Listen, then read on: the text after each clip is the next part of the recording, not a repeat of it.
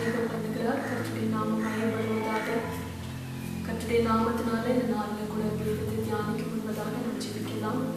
பரிசுத்த பிதாவே, ஆண்டவராகிய இயேசு கிறிஸ்துவே, நன்றியோடு துதிக்கிறேன் அப்பா, ஸ்தோத்திரிக்கிறோம் அப்பா. கர்த்தராகிய இயேசு கிறிஸ்துவின் நாமத்தினால உங்களுடைய வார்த்தையை நீர் ஆசீர்வதித்து எங்களுக்கு விட்டுக் கொடும். அடியாளை மூடி மறைத்து தம்முடைய நாமத்தை மகிமைப்படுத்திக் கொள்ளும். இயேசுவின் பெயரிட்டு நாமத்தை ஜெபிக்கிறோம். ஆமென். கர்த்தருடைய நாமம் மகிமைப்படுவதாக. இந்த நாளில் கூட 1 யோவான் 4ஆம் அதிகாரம் 16வது வசனத்தை நாம் தியானிக்கலாம். மரணத்திற்கு ஏதுவல்லாத பாவத்தை தன் சகோதரன் செய்ய ஒருவன் கண்டால் அவன் வேண்டுதல் செய்ய கடவன். அப்பொழுது அவனுக்கு ஜீவனை கொடுப்பார். யாருக்கென்றால் மரணத்திற்கு ஏதுவல்லாத பாவத்தை செய்தவர்களுக்கே. மரணத்துக்கு ஏதுவான பாவமும் உண்டு, அதை குறித்து வேண்டுதல் செய்ய நான் சொன்னேன்.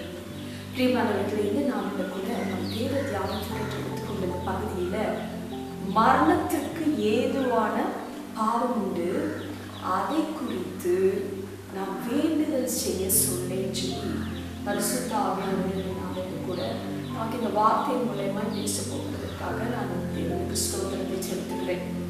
மரணத்திற்கு ஏதுவான பாவம் உண்டு, மரணத்திற்கு ஏதுவல்லாத பாவம் உண்டு. இன்னைக்கு நம்ம எல்லாம் பரிசுத்த ஜாதி ராஜரீகமான ஆசாரிய கூட்டம், தேவனுக்கு என்று சொந்த ஜனம், இப்படிதான் ஆண்டவராகிய இயேசு கிறிஸ்து நம்மளை அழைத்திருக்கிறார். அப்ப இன்னைக்கு ஒருவேளை நம்மளுடைய வாழ்க்கையில மரணத்துக்கு ஏதுவான பாவத்தை செய்து கொண்டிருக்கிறோமா, அல்லது அப்படிப்பட்ட பாவங்களை செய்து கொண்டும் நம்ம ஆண்டுடைய சமூகத்துல ஜெப விண்ணப்பமா வச்சு ஏசப்பா என்னை மன்னிச்சிருங்க அப்படின்னு சொல்லி நம்ம கேட்டுட்டு இருக்கிறோமா அப்படின்னு சொல்லி தான் நம்ம இதனால பார்க்க போறோம். அப்ப 2 காரியம். ஒண்ணு, மரணத்திற்கு ஏதுவான பாவம், மரணத்திற்கு ஏது அல்லாத பாவம். மரணத்திற்கு ஏதுவான பாவத்துக்கு நீங்க ப்ரேயர் பண்ணும்போது God will forgive you. ஆனா மரணத்திற்கு ஏது அல்லாத பாவத்தை நம்ம ப்ரேயர் பண்ணும் போதோ இல்லை சாரி கேட்கும் போதோ அந்த பாவத்திலே நிலைத்திருந்து, அதாவது அந்த பாவத்தை விட்டு வெளியே வர்றவங்களுக்கு நான் இந்த காரியம் இல்லை, இந்த பாவத்திலே நிலைச்சிருந்து பார்த்தீங்கன்னா அதுல வேண்டுதல் செய்யறதுக்கு நான் சொல்றேன் அப்படின்னு சொல்லி யோவான் சொல்றதை நம்ம பார்க்கிறோம். வசனம் 17 பார்த்தீங்கன்னா அநீதி எல்லாம் பாவம் தான் என்றாலும் மரணத்திற்கு ஏதுவல்லாத பாவமும் உண்டு. அநீதி எல்லாம் பாவம் அப்படின்னு 18வது வசனத்துல பாருங்க, தேவனால் பிறந்த எவனும் பாவம் செய்யான் என்று அறிந்திருக்கிறோம். தேவனால் பிறந்தவன் எவனும் பாவம் செய்யான் என்று அறிந்திருக்கிறோம். தேவனால் பிறந்தவன் தன்னை காக்கிறான். பிரியமானவர்களே, இன்னைக்கு இதெல்லாம் நம்ம தேவனால் பிறந்தவன் எவனும் தன்னை காத்துக் கொள்கிறான். இன்னைக்கு கடைசி நாட்களிலே நாம் வாழ்ந்து கொண்டிருக்கிறோம். எத்தனையோ பாடுகளின் மத்தியில, உபத்திரவத்தின் மத்தியில கர்த்தர் நமக்கு ஜீவனை கொடுத்திருக்கிறார். ஏன்? இயேசுடைய நாமத்துக்கு மகிமை சேரும், வேற ஒன்றுமே கிடையாது. என் ஒவ்வொரு அசைவும், ஒவ்வொரு என்னுடைய வாழ்க்கையினுடைய பிரதிபலிப்பு இயேசுவை மகிமைப்படுத்தக்கூடிய காரியமா இருக்கணும். அப்படின்னா சத்தியத்தை அறிவீர்கள், சத்தியம் அவங்களை விடுதலையாகும்.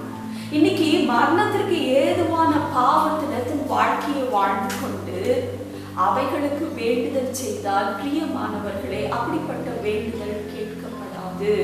இதுதான் இன்னைக்கு தேவன் நம்மோடு கூட பேசுகிற காரியம். ஆனால் தேவனால் பிறந்த எவனும் பாவம் செய்ய மாட்டான். யார் தேவனால் பிறந்தவன்? 1 யோவான், மன்னிக்கணும், உங்களுக்கு 1 யோவான் 5ஆம் அதிகாரம் 1வது வசனம். இப்ப நம்ம பார்த்தது 1 யோவான் 5ஆம் அதிகாரம் 16வது வசனத்தை நம்ம பார்த்தோம்.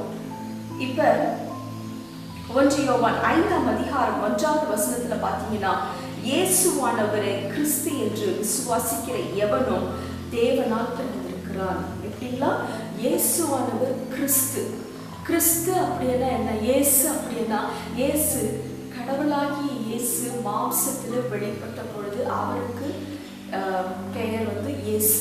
ஆனா கிறிஸ்துன்னு சொல்லும் போது மேசியான்னு சொல்றாங்க. கிறிஸ்துனா நம்முடைய பாவங்களை கர்த்தர் ஏற்றுக்கொண்டார், மன்னித்தார் என்று சொல்லி நம்ம பார்க்கிறோம். அப்ப இயேசுவானவரே கிறிஸ்து என் பாவம் மன்னிக்கப்பட்டது அப்படின்னு ஒரு மனுஷன் தன் இருதயத்துல விசுவாசிக்கும் பொழுது, என் பாவம் தேவனுடைய இரத்தத்தினாலே அவர் தம்முடைய ஜீவனை கொடுத்து என்னுடைய ஜீவனை மீட்டெடுத்தார் என்று சொல்லி தன் இருதயத்துல விசுவாசிக்கிற எவனும் தேவனால் பிறந்தவன். இதுதான் யோவான் 1:12 கூட நம்ம பார்க்கிறோம். அவருடைய நாமத்தின் மேல் விசுவாசம் உள்ளவர்களாய் அவருடைய நாமத்தை ஏற்றுக்கொண்டவர்கள் எத்தனை பேர்களோ அத்தனை பேரும் தேவனுடைய பிள்ளைகளாகும்படி அதிகாரத்தை கொடுக்கிற தேவன். பாருங்க, இயேசுவானவர் கிறிஸ்து. இன்னைக்கு அநேக சயின்டிஸ்டா இருக்கட்டும், அநேக அரசியல் தலைவர்களா இருக்கட்டும், அநேக ஞானம் படைத்தவர்களா இருக்கட்டும், இந்த பரிசுத்த வேதாகமத்தை அவங்க படித்திருக்கிறாங்க. எப்படி படித்திருக்கிறாங்கன்னா, விஞ்ஞானிகள் உலகத்தின் முடிவில் என்ன இருக்க போகுது, ஒருவேளை இதில் என்ன காரியங்கள் சொல்லப்பட்டிருக்கு அப்படின்னு சொல்லி ஆராய்ச்சிக்காக, ரிசர்ச்சுக்காக எடுத்துப்பாங்க. அதனால இது அவங்களுக்கு ஜீவனை கொடுக்காது. ஆனா உங்களுக்கு எனக்கும் இது ஜீவனை கொடுப்போம். ஏன் அப்படின்னு சொன்னா, நாம் தேவனால் பிறந்தவர்கள். தேவனால் பிறந்தவர்கள் பாவம் செய்ய மாட்டார்கள் சொல்லி வார்த்தை சொல்லியிருக்கு. இன்னைக்கு மீண்டுமா நம்ம எதை பார்க்கணும் அப்படின்னு சொன்னா, 1 யோவான் 5:16 மரணத்திற்கு ஏதுவான பாவம், மரணத்திற்கு ஏதுவல்லாத பாவம், மரணத்திற்கு ஏதுவான பாவத்துக்கு நாம் வேண்டுதல் செய்ய கூடாது. அப்படி வேண்டுதல் செய்வோமானால் அது கேட்கப்படாது. ஒருவேளை நீங்கள் பாவத்திலே நிலைத்திருப்பீர்கள் ஆனால். அப்ப பாருங்க, சரி, பரிசுத்த ஆவியானவர் இயேசுப்பா இந்த மரணத்திற்கு ஏதுவான பாவங்கள் அப்படின்னு சொல்லி பார்க்கும் பொழுது, மரணத்திற்கு ஏதுவான பாவங்கள் வெளிப்படுத்தின சுவிசேஷம் 20ஆம் அதிகாரம் வசனம் 12 தொடங்கி நம்ம படிக்கலாம். மரித்தோராகிய சிறியோரையும் பெரியோரையும் தேவனுக்கு முன்பாக நிற்க கண்டேன். அப்பொழுது புஸ்தகங்கள் திறக்கப்பட்டன. ஜீவ புஸ்தகம் என்னும் வேறொரு புஸ்தகம் திறக்கப்பட்டது. அப்பொழுது அந்த புஸ்தகங்கள் எழுதப்பட்டவனின்படியே மரித்தோர் தங்கள் தங்கள் கிரியைகளுக்கு தக்கதாக நியாயத்திற்படைந்தார்கள். பிரியமானவர்களே, மரித்தோராகிய சிறியோர், இது முதல் மரணம் இல்லையா?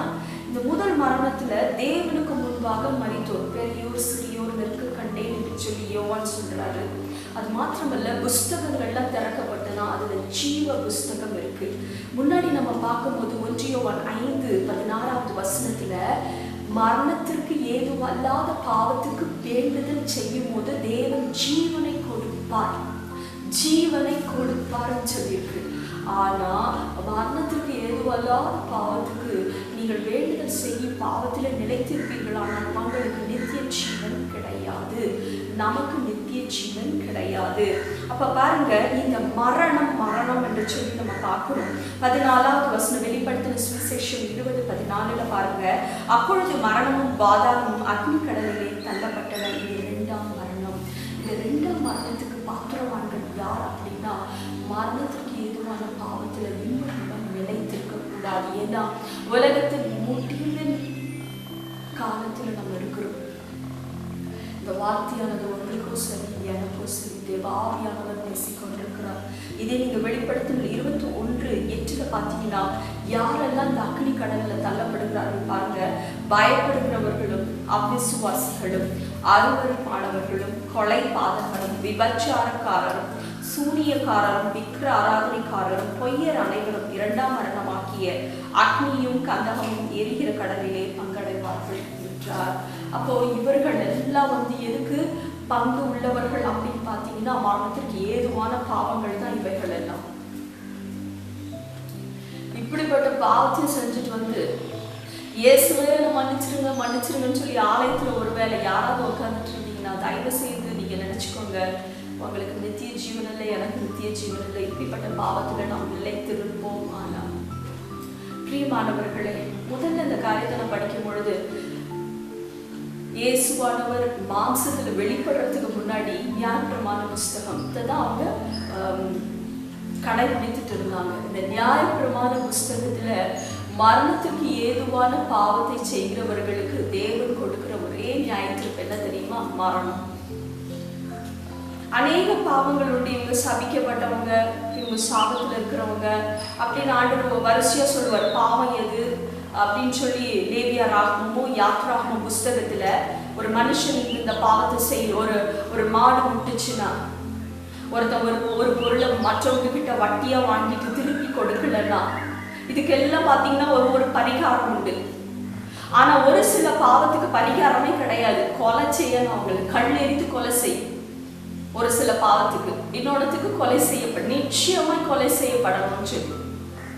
அப்ப இன்னைக்கு அனுதின வாழ்க்கையில டெய்லி நம்மளுடைய டே டு டே லைஃப்ல ஒருவேளை நம்ம மரணத்துக்கு ஏதுவான பாவத்தை செய்யறோமா அப்படின்னு கொஞ்சம் நிதானிச்சு பார்க்கலாங்களா? ஒரு சில காரியங்கள் மட்டும் நம்ம நிறைய பார்க்க போறது கிடையாது. முதலாவது நம்ம எடுத்துக்கிட்டோம்னா யாத்ராகமம் 21 யாத்ராகமம் 21ஆம் அதிகாரம் 15வது வசனம். தன் தகப்பனையாவது தன் தாயையாவது அடிக்கிறவன் நிச்சயமாய் கொலை செய்யும். படங்கள் இன்னைக்கு ஃபர்ஸ்ட் ஆண்டு நம்மகிட்ட பேசுறது பார்த்தீங்கன்னா, மரணத்துக்கு எதுவான பாவம் அப்படின்னா தன் தகப்பனையாவது தன் தாயையாவது. இன்னொரு யாத்ராகமம் 21:17 பார்த்தீங்கன்னா, தன் தகப்பனையாவது தன் தாயாவது சபிக்கிறவன் கொலை செய்யப்படும். மரணத்திற்கு ஏதுவான பாவம் வேண்டுதல் செய்யக்கூடிய பாவமே கிடையாது. இன்னைக்கு நம்ம புரிஞ்சுக்கணும். அம்மா சரியில்லை, அவங்க அப்பா சரியில்லை எல்லாம் நமக்கு ரீசனே கிடையாது. உன்னுடைய பொறுப்பை, உன்னுடைய டியூட்டியை நீ செய், சத்தியத்துக்கு கீழ்ப்படிச்சிருக்க. யாரானா இருக்கட்டும், உன் தாயாவது உன் தகப்பனையாவது நீ சபிக்காத. சில பேர் அடிக்கவும் செய்யறாங்க. ஆண்டவர் அப்படிப்பட்டவங்களுக்கு கொடுக்கிற நியாயத்திற்கு கொலை செய்யணும். மரணத்திற்கு ஏதுவான பாவம் அது, வேண்டுதலே கிடையாது. பிரியமானவர்களை, கடைசி நாட்களில வாழ்ந்து கொண்டிருக்கிற நாம் இன்னைக்கு எத்தனை பேர் தன் தாயும் தன் தகப்பனையும் கனம் பண்ணாம இருக்கிறாங்க. அவங்க சாப்பிட்டாங்களான்னு கேட்க மாட்டேங்கிறாங்க. உன் வாழ்நாள் நீடித்திருப்பதற்கு உன் தாயின் தகப்பனையும் கனம் பண்ணு. கர்த்தர் கொடுக்கிற ஒரு பேர பெற்ற கட்டளை இது. பரிசுத்த ஆவியானவர் நம்மை வழி நடத்துவாராக. உங்க கணவருடைய தாயின் தகப்பனையும் நீங்க கனம் பண்ணுங்க. உங்க கணவருடைய தாயை அவங்களுடைய வாழ்க்கையை பார்க்காதீங்க. அவங்க இப்படி அவங்க அப்படி இதெல்லாம் வேண்டாம். நீ தேவனுக்கு கீழ்ப்படியா? நியாயத்திற்கு நாள நிற்கும் பொழுது மற்றவங்களுடைய குற்றங்களை நீ சொல்ல முடியுமா? மற்றவங்களுடைய குற்றங்களை பார்க்கிறவன் தான் அவனுடைய குற்றம் மன்னிக்கவே படாதுன்னு முதல் நீதான் குற்றவாளின்னு சொல்லி இருக்கு வேதத்தில். நம்ம மற்றவங்களை குற்றப்படுத்தும் பொழுது நம்ம தான் முதல் குற்றவாளியா வருமா? அப்படின்னா இன்னைக்கு பரிசுத்த ஆவியானவர் முதல் யோவான் 5:16 மரணத்திற்கு ஏதுவான பாவத்துல இந்த இடத்துல யாத்ராகமம் 21 பார்த்தீங்கன்னா, ஆண்டவர் சொல் தகப்பனையும் தாயையும் அடிக்கிறவன் கொலை செய்யப்படணும், சபிக்கிறவன் கொலை செய்யப்படணும். விசேஷமா எல்லாருமே நீங்க உற்சாகத்தோடு கூட தகப்பனையும் தாயும் நம்ம ஒருவேளை ஐக்கியத்துல உள்ளவங்களுக்காக நாங்கள் இந்த ஒருவேளை யாராயும் இதை கேட்பாருங்கன்னா, நான் இந்த காரியத்தை கர்த்தருடைய நாமத்தினால இந்த வார்த்தை யாரெல்லாம் கேட்குறீங்களோ அவங்களுக்கெல்லாம் இந்த வார்த்தை தன் தகப்பனையும் தன் தாயும் கனப்படும். சபிக்க கூடாது, அவங்கள ஆசீர்வதிக்கணும். அவங்க சாப்பிட்டாங்களா கேட்கணும், அவங்க ஹெல்த் எப்படி இருக்குன்னு கேட்கணும். இது நமக்கு ஆசீர்வாதம். இப்படிப்பட்ட பாவத்தை நம்ம செய்வோமானால் இதுக்கு வேண்டுதல் கிடையாது. மீண்டுமாய் பாருங்க, அடுத்தபடியா நம்ம பார்க்க போறோம். யாத்ராகமம் 31ஆம் அதிகாரத்துல 15வது வசனம். பரிசுத்த உயிர்த்தெழுந்த நாளை பத்தி சொல்லியிருக்காங்க. இந்த நாளை அசட்டை பண்றவங்களுக்கு கூட வேண்டுதலே கிடையாது. அந்த நாள்ல உட்காந்துட்டு ஆண்டவரே சண்டே நான் என்னால சர்ச்சுக்கு போக முடியல, அதை விட ஒரு பெரிய வேலை வந்துருக்கு, என்னை மன்னிச்சிருங்க கிடையாது. No sorry for that, no forgiveness for that. Bible என்ன சொல்லுது கேளுங்க. யாத்ராகமம் 31:15 6 நாளும் வேலை செய்யலாம், 7ஆம் நாளும் வேலை ஒழிந்திருக்கும் ஓய்வு நாள். அது கர்த்தருக்கு பரிசுத்தமானது. ஓய்வு நாளிலே வேலை செய்கிறவன் எவனும் கொலை செய்யப்பட. அப்ப சண்டேன்றது என்னதான்? தேவனுக்கு என்ற பரிசுத்தமான நாள். இதுல வேலை செய்யறீங்க அப்படின்னு சொன்னா, மிலிட்ரியில இருக்கிறவங்க, போலீஸ்ல இருக்கிறவங்க, மெடிக்கல்ல இருக்கிறவங்க, இவங்களை பற்றி இல்லை. அது தேவன் அறிவார். ஆனா சில பேர் பாருங்க, வீட்டுக்கு உறவினர்கள் வந்துட்டாங்கன்னா அவங்க கிட்ட அவங்களால இயேசுவை விட்டு கொடுத்துருவாங்க. உறவினர்கள் வந்துட்டாங்க, நீங்க நல்ல ஆகாரத்தை அவங்களுக்கு கொடுக்கணும். இல்லை அந்த நாளில் நிறைய ஃபங்க்ஷன்ஸ் இருக்கும். பிரியமானவர்களை தயவு செய்து, அது தேவனுடைய நாள். நிறைய பேர் பார்த்தீங்கன்னா அந்த பரிசுத்தமான நாளில் தான் ஃபங்க்ஷன்ஸ் வைக்கிறீங்க. நீங்கள் போகவும் கூடாது, ஃபங்க்ஷன்ஸும் வைக்கக்கூடாது. அது தேவனுடைய பரிசுத்தமான நாள். நீ அதில் எந்த வேலையை செய்தாலும் அது பரிசுத்த குலைச்சலாக்குற தேவன். அப்ப இதுக்கு வேண்டுதல் கிடையாது. மரணத்திற்கு ஏதுவான பாவம் உண்டு, அந்த பாவத்துக்கு வேண்டுதல் செய்ய முடியாது. மரணமும் பாதாளமும் அக்னி கடலிலே தள்ளப்பட்டன, இது இரண்டாம் மரணம். அப்ப தேவனுடைய பாருங்க நடக்கிற காரியங்கள்லாம் பார்த்தா எல்லாருக்கும் ஒரு மனசுல ஒருவேளை ரகசிய வருக சீக்கிரமா இருக்குமா, ஏசப்பாடங்களை கூப்பிட்டு போயிருவாரா. இது பார்த்துட்டு ஒரு 1ஆம் அலை, 2ஆம் அலை கொரோனா, 3ஆம் அலை வந்துகிட்டே இருக்கு. ஜனங்கள் முதல்ல இதுல ஓரளவுக்கு செத்தாங்க, அடுத்ததுல அதிகப்படியா செத்தாங்க. 3ஆம் காரியங்கள் எப்படி இருக்குமோ தெரியாது. வாழ்க்கையே ஒரு போர்க்களமா இருக்கு. இவ்வளவு ஆண்டுடைய வருகை எப்ப இருக்குன்னு தெரியாம. ஆனா இன்னைக்கு பேசிக்கா ஒரு சிம்பிள் விஷயத்துல, ஃபர்ஸ்ட் உன் வீட்டுல இருக்கிற பேரண்ட்டுக்கு நீ மரியாதை கொடுக்குறியா? உன் பேரண்ட்டுக்கு நீ ரெஸ்பெக்ட் கொடுக்குறியா? உன் பேரண்ட்டை நீ பார்த்துக்கிறியா? உன் பெற்றோருக்கு நீ கனம் கொடுக்குறியா? நல்லா இருக்கிறாங்களான்னு கேட்குறியா? முதல் விஷயம். அடுத்தபடியா பார்த்தீங்கன்னா அந்த ஸ்பெஷல் பரிசுத்த உயிர்த்தெழுந்த நாள். அந்த நாளில் ஃபங்க்ஷன் வைக்கிறது. அந்த நாளில் ஒருவேளை உறவினர்கள் வந்துட்டாங்கன்னா உறவினர்கள் தான் அந்த இடத்துல பெருசாக போயிடுறாங்க.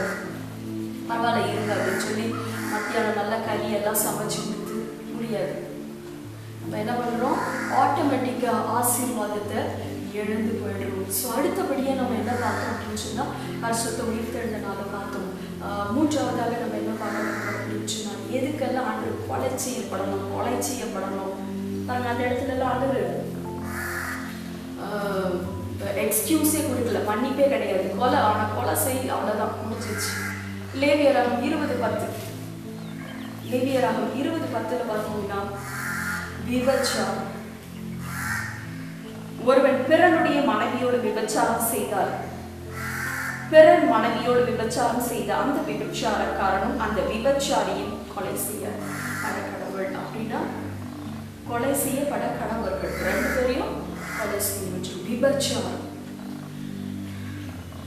பிறனுடைய மனைவி, பிறனுடைய புருஷன். இயேசு கிறிஸ்து மாம்சத்தில் வந்திருக்கும் போது எதை விபச்சாரம் சொன்னாலும் தெரியுங்களா? மத்தேயு 5ஆம் அதிகாரம் 28. ஒரு ஸ்திரீயை நம்ம இச்சையோடு கூட பார்க்கும் பொழுதே அவளோடு கூட விபச்சாரம் செய்வதாயிற்று. பிரியமானவர்களே, நம்முடைய சரீரத்துல முக்கியமான ஒரு அவயம் எதுன்னு பார்த்தீங்கன்னா உங்க கண்கள் தான். சூழ்நிலைகள் அமையும் போதுதான் நீங்க பாவத்துக்குள்ள போவீங்க, நீங்க உங்களோட அந்த பாவத்தை செயல்படுத்துவீங்க.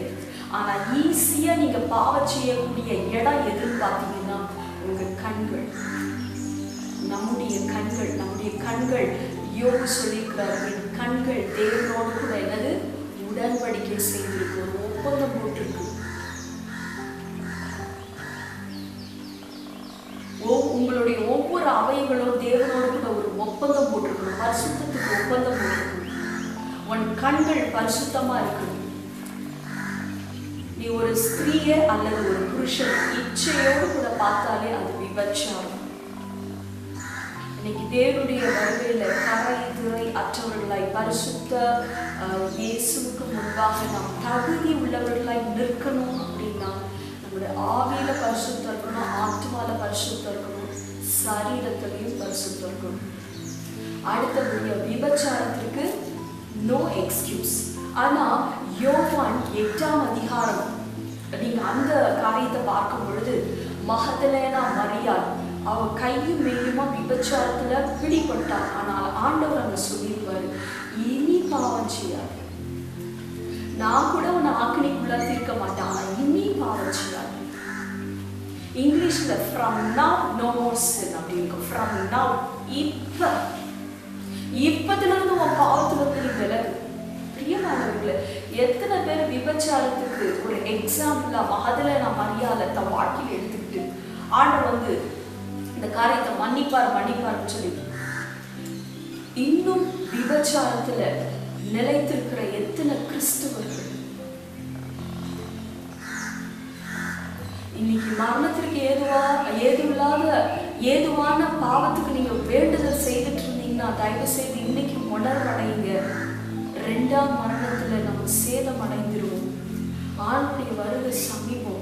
உன் சொந்த தாயின் தகப்படி உன்னால கனப்படுத்த முடியல, இல்லைன்னு கேட்க முடியல. அவங்க குறைய சுட்டி காமிச்சிட்டு இருக்கீங்க, பிரயோஜனம் கிடையாது. அவங்கவுங்க பார்த்து அவங்கவுங்க வேலையை நீ செய்வோம், கடமையை செய்வோம், சத்தியம் என்ன சொல்லுதோ அதை செஞ்சு. அடுத்தபடியா பரிசுத்த உயிர்த்தெழுந்த நாளில ஜீவனே போனாலும் பரவாயில்ல, பரிசுத்த சபைக்குள்ள கால் எடுத்து வச்சிரு. அடுத்தபடியா உன் சொந்த மனைவிக்கும் உன் சொந்த புருஷனுக்கும் உன் கண்ணுல பாவம் செய்யாது. மற்ற எல்லாத்தையும் பார்த்துட்டு ஃபர்ஸ்ட் உன் கண்ணுல பாவம் செய்யாது. பரிசுத்தம் உள்ளவர்களாயிரும். ஏன்னா இதுவல்ல மரணத்திற்கு ஏதுவான பாவங்களை சொல்லி வேதம் சொல்லுகிறது. மீண்டுமா நம்ம பார்த்தோம்னா இதே லேவியராகம புஸ்தகத்துல 20ஆம் அதிகாரம் 27ல பார்த்தீங்கன்னா அஞ்சன பார்க்கிறவங்களையும் குறி சொல்லுகிறவர்களையும் ஆண்டவர் என்ன சொல்றாரு? கொலை செய்யணும். அஞ்சனமும் இந்த மை தடவி பார்க்கறாங்க இல்லையா? இன்னும் சில இடத்துல 4 கிழமை பார்ப்பாங்க.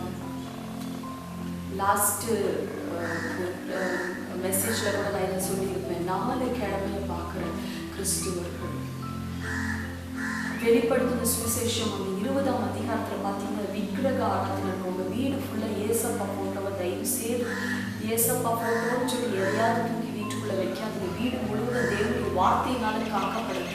உன் வீட்டை முதல்ல சுத்தப்படுத்துது. கேட்கிற நீ யாரா இருந்தாலும் சரி, கர்த்தருடைய நாமத்தினால உன் வீடு சுத்தமாக்கப்பட கிடையாது.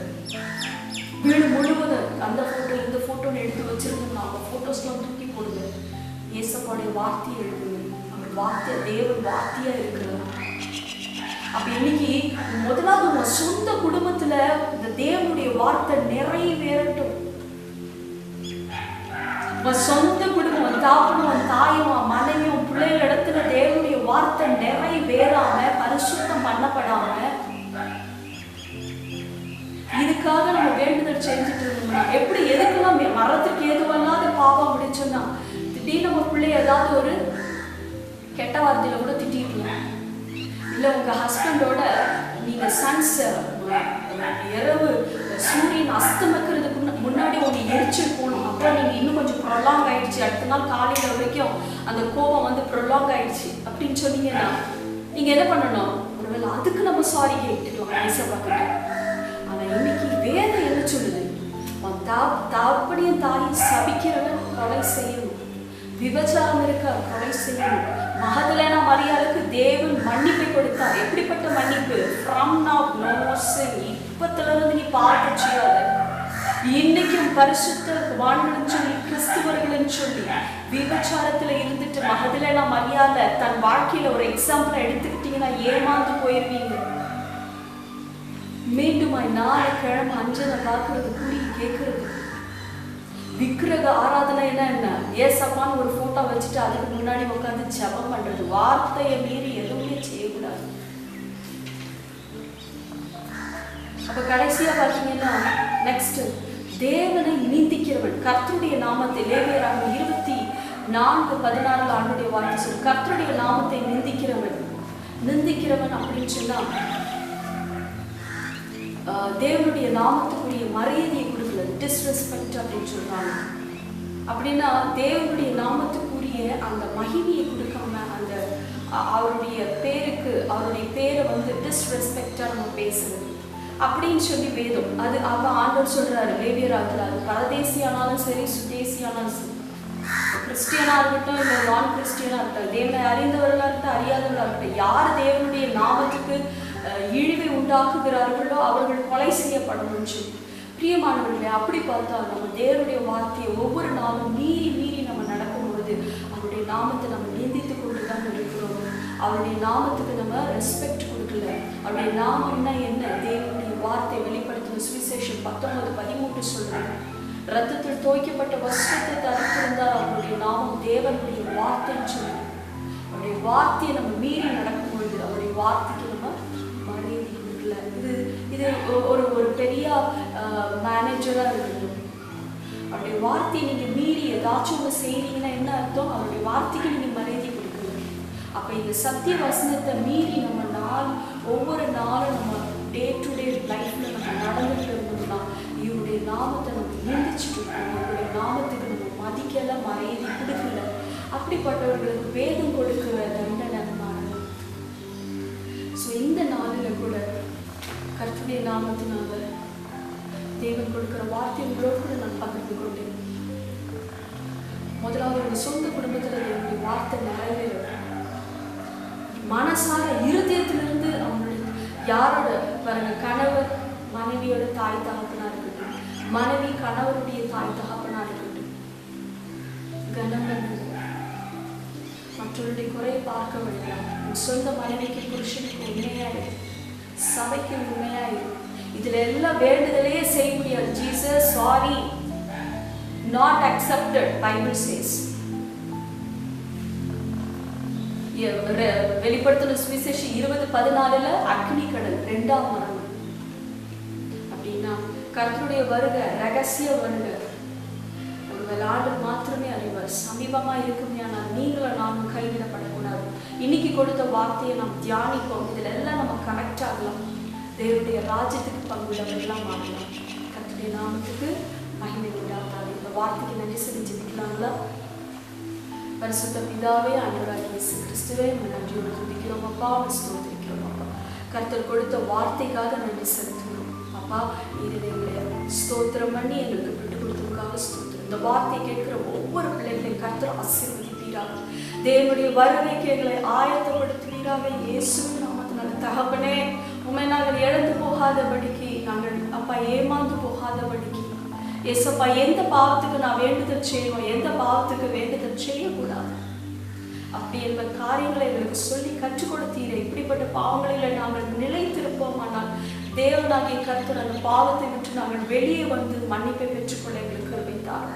தேவன் சிந்திய ரத்தம் வீணாய் போகாதபடிக்கு, கிருபை போக்கடிக்காதபடிக்கு உங்களுடைய சமூகத்தில் எங்களை தாழ்த்துவோம். இயேசு கிறிஸ்துவின் நேரத்தில் நாங்கள் ஜெபிக்கிறோம். God bless you all.